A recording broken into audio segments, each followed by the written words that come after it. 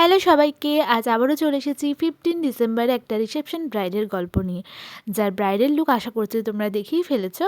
আজকে রিসেপশন লুকটা তোমাদের সাথে শেয়ার করব। তো সবার প্রথমে শুনে নিই আগে ব্রাইড কেমন সাজবে। বলো, কালকের মেকআপ কেমন ছিল? মানে আগের সুন্দর দিনে ছিল, খুব সুন্দর, সবাই সুন্দর বলেছে।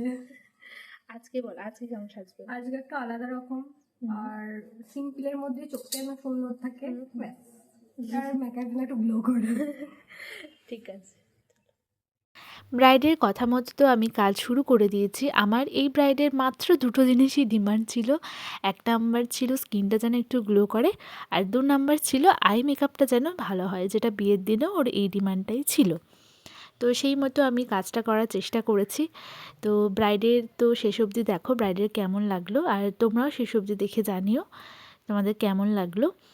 আর 2026 সেই বুকিং আমার চলছে। যারা যারা বুকিং করতে চাইছো স্ক্রিনে দেওয়া নাম্বারে হোয়াটসঅ্যাপ করতে পারো, ফোন করে নিতে পারো। তো দেখো মেকআপ একদম শেষের পথে চলে এসেছে।